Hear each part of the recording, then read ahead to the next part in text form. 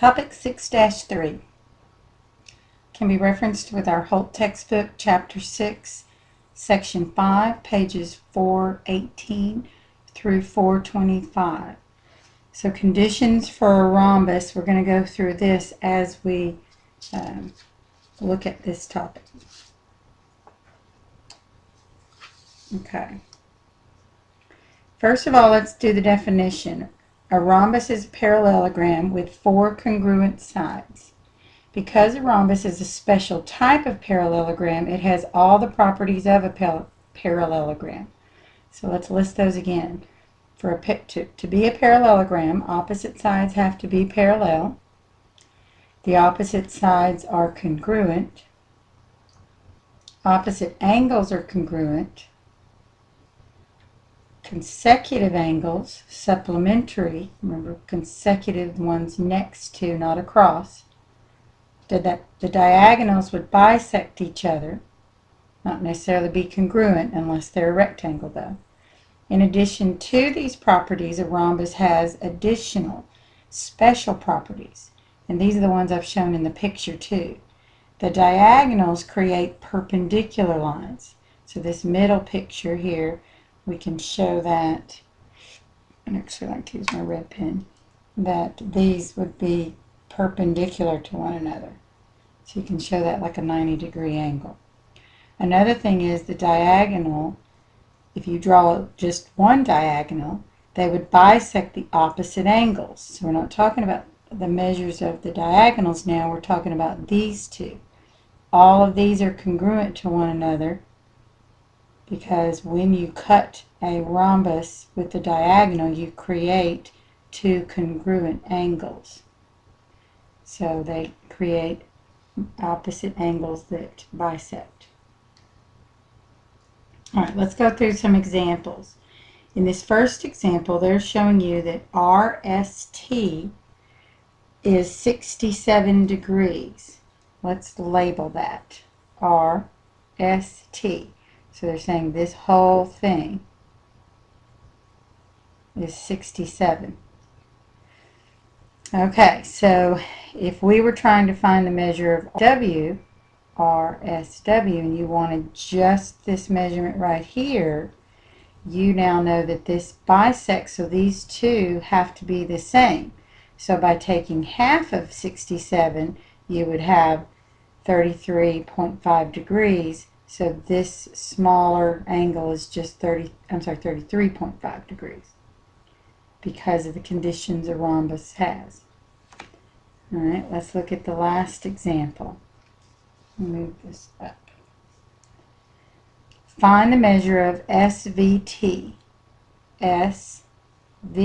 It's always good to mark the one they're wanting.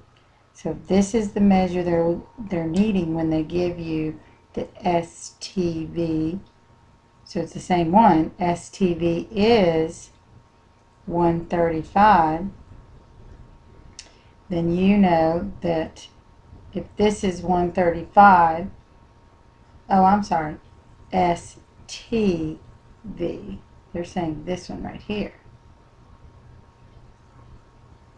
Good thing I did this in pencil. Just go to that here. Get rid of this. It's not that angle. It's the top angle. So if that angle, put that back. The one up here, the whole thing is 135, then we know, this one's a little bit tricky, we know that 135 plus the measure of this angle and this angle is going to give us 180 because consecutive angles are supplementary, equal to 180. So we have the 135 plus the unknown is equal to the 180. Well, X, I think we're going to say the measure of TVR because we don't know either one of these two. So we do know that TVR is, we could label that whole thing our X degree. So that's how we're getting the 135, this angle, plus this whole angle would give us 180. Subtract 135 from both sides and you're going to have 45. But because 45 gives us this whole, what I've drawn with the blue line, and we only want half of it, because the diagonal bisects it, we're going to take half. So half of 45 is 22.5. Pause it if you need to write more of that down. Okay, example 3. SWT is equal to 2x plus 8. SWT is this angle right here. Well, we just learned, and I'll make it a box, that the diagonals create perpendicular lines. Oh, I keep forgetting to look up. Sorry. Get that down. Okay, so if that's equal to 90, and they're telling me it's also the value of 2x plus 8, set it equal to 90. Subtract 8 on both sides, divide by 2, and you get 41. We're only solving for x and not figuring out. Of course, if you put 41 in, multiply by 2, and add 8, you're going to get 90. Okay, example 4. What's the value of x if WRV, it's this one right here, is equal to the 5x plus 5, and WRS would be this one right here, is equal to the 5x plus 5. Well, we know that any diagonal shown right like this, it's just the opposite one, but it would be the same. If the diagonal crosses, you get two equal to each other. So they just gave us this small one and this small one. Set those value expressions equal to each other and solve. And you would have x equals to 12. Okay, slide this up a little bit. Using a rhombus DLMP with DM equaling 26, so that's DN, the whole thing. They're saying, let me get back to my pen, that this entire distance all the way from here to here is 26. Determine whether each statement is true or false. They're saying this distance dn. True or false? Justify your answers. Is OM 13? Well, that's true because half of 26 would be 13. So OM is half the distance, and it creates they bisect each other. What about MD? MD is the entire thing. Would it be equal to PL? Well, that's actually false because the diagonals are not congruent. That was not a condition of a rhombus. And then the measure of DLO, and LDO.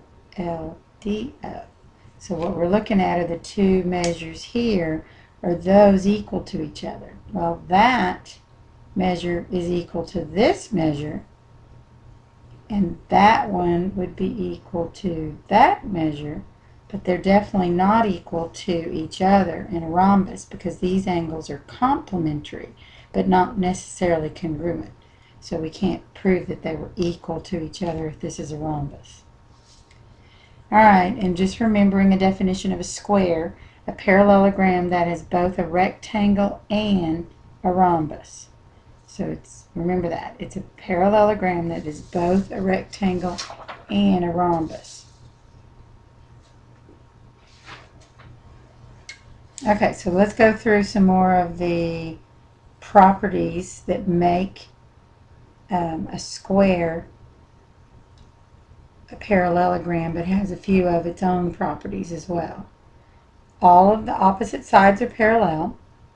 I'm not dealing with a rhombus anymore, so I'll get rid of this page. Opposite sides are congruent. Opposite angles are congruent. Consecutive angles are supplementary. You need to keep remembering that's 180 degrees. The diagonals bisect each other. The diagonals are congruent. The diagonals are perpendicular, and the diagonals bisect opposite angles as well.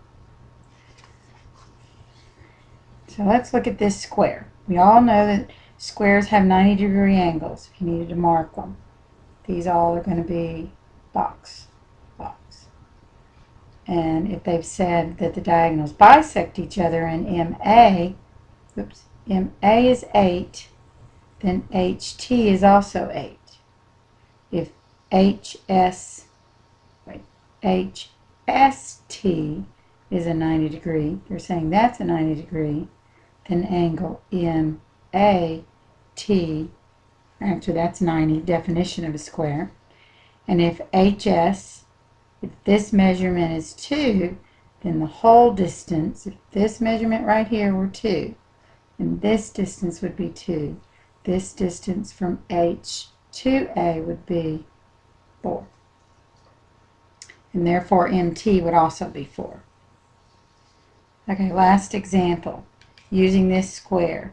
If AED is 5x plus 5, then you would set that equal to 90 degrees and solve for x, 17.